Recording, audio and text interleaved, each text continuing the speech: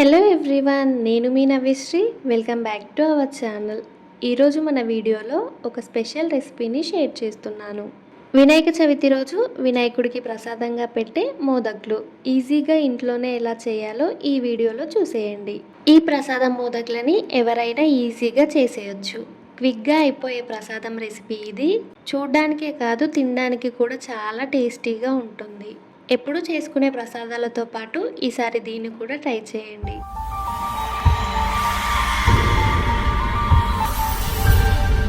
ఈ మోదకులు చేయడానికి ముందుగా స్టవ్ పై ప్యాన్ పెట్టుకొని అందులోకి 1 టేబుల్ స్పూన్ వరకు నెయ్యిని వేసుకోవాలి. నెయ్యి కరిగిన తర్వాత ఇందులోకి 2 టేబుల్ స్పూన్ వరకు ఎండు కొబ్బరి పొడిని వేసుకోవాలి. మీరు డెసికేటెడ్ కొబ్బరి పొడిని కూడా యూస్ చేయొచ్చు. ఈ కొబ్బరి పొడిని లో ఫ్లేమ్లో కమ్మటి వాసన వచ్చేంత వరకు లైట్గా కలర్ చేంజ్ అయ్యేలా ఫ్రై చేయాలి. ఎండు కొబ్బరి ఫ్రై అయిన తర్వాత ఇందులోకి 1 కప్పు ఉప్మా కోసం యూస్ చేసే సూజీ రవ్వని వేసుకోవాలి. మీరు ఏ కప్పుతో అయినా కొలుచుకోవచ్చు, కానీ అన్నింటినీ అదే కప్పుతో కొలుచుకొని తీసుకుంటే సరిపోతుంది. ఈ ఉప్మా రవ్వ వేసిన తర్వాత దీన్ని కూడా నెయ్యిలో మంచిగా ఫ్రై అయ్యే వరకు స్టవ్ని సిమ్లో పెట్టి నిదానంగా వేయించుకోవాలి. ఇది ఫ్రై అయ్యేంతలోపు మరో పక్కన గిన్నెలోకి మనం ఏ కప్పుతో అయితే ఉప్మా రవ్వని తీసుకున్నామో సేమ్ అదే కప్పుతో 2 కప్పుల వరకు వాటర్ని వేసుకోవాలి. దీన్ని స్టవ్ పై పెట్టి మరిగించుకోవాలి. నెక్స్ట్ ఇలా డ్రై ఫ్రూట్స్ని తీసుకోవాలి. మీ దగ్గర ఏవి ఉంటే వాటిని తీసుకోండి. వీటిని వీలైనంత చిన్నగా సన్నగా చాప్ చేసుకోవాలి. నెక్స్ట్ 1/2 కప్పు కాచి చల్లార్చిన పాలలో కొద్దిగా కుంకుమ పువ్వుని వేసుకొని నానబెట్టుకోవాలి. ఈలోపు రవ్వ మంచిగా వేగిపోయి ఉంటుంది. తర్వాత ఇందులోకి మనం సన్నగా చాప్ చేసుకున్న డ్రై ఫ్రూట్స్ని వేసుకొని వీటిని కూడా ఒక 2 మినిట్స్ వరకు మంచిగా ఫ్రై చేయాలి. వీటిని ఇలా ఫ్రై చేసిన తర్వాత మనం మరిగించుకున్న వాటర్ని కొద్దిగా వేసుకోవాలి. అయితే ఈ వాటర్ని వేసుకునేటప్పుడు స్టవ్ని లో ఫ్లేమ్లో పెట్టుకొని వేసుకోండి. అప్పుడు ఉండలేం కట్టకుండా ఉంటుంది. ఇలా వాటర్ని వేసుకొని చిన్న ఉండలేం లేకుండా మంచిగా కలుపుతూ ఉడికించుకోవాలి. ఇలా రవ్వ మంచిగా ఉడికి కొంచెం పొడిగా అయిన తర్వాత మనం ఏ కప్పుతో అయితే రవ్వను తీసుకున్నామో సేమ్ అదే కప్పుతో 1/2 కప్పు వరకు చక్కెరను వేసుకోవాలి. 1 టేబుల్ స్పూన్ వరకు పాలపొడిని కూడా వేసుకోవాలి.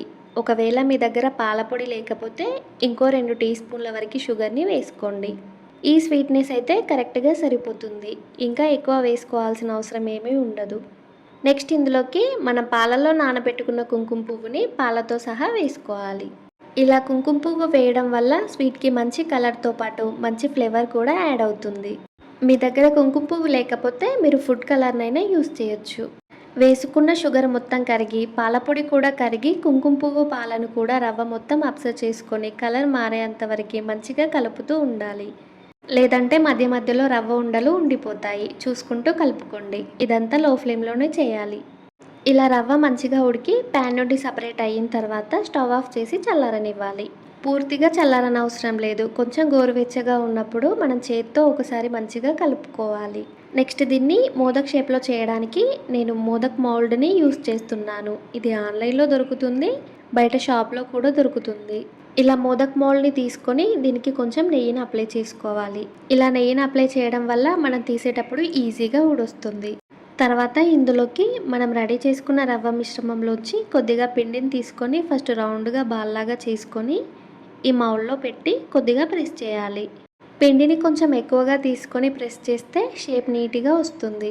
ఇలా బ్యాక్ సైడ్ నుండి కూడా కొంచెం ప్రెస్ చేసుకోవాలి. పిండి ఎక్కువగా ఏమైనా ఉంటే తీసేసి ఎక్స్ట్రాస్ ఏమైనా బయటికి వస్తే వాటిని కూడా తీసేయాలి. ఇలా చేసుకొని మౌల్ని ఓపెన్ చేసి మోదక్ని వేరొక ప్లేట్లోకి వేసుకోవాలి. ఇలా మోదక్ మౌల్డ్ని యూస్ చేయడం వల్ల షేప్ అయితే నీట్గానే వస్తుంది. ఒకవేళ మీ దగ్గర మౌల్డ్ లేకపోతే ఎలా చేయాలో చూసేయండి. ఫస్ట్ మీరు ఏ సైజులో చేసుకోవాలనుకుంటే అంత రవ్వ మిశ్రమాన్ని తీసుకొని చేతిలోకి తీసుకొని రౌండ్ బాల్ లాగా చేసుకోవాలి. తర్వాత మోదక్ షేప్ వచ్చేలాగా పైనుండి ఇలా నేను వీడియోలో చూపిస్తున్నట్టు చేసుకుంటే మోదక్ షేప్ అయితే వస్తుంది. తర్వాత 1 టీ స్పూన్ని తీసుకొని దాని బ్యాక్ సైడ్ నుండి ఇలా నేను వీడియోలో చూపిస్తున్నట్టు ఘాట్లు పెట్టుకుంటే సరిపోతుంది.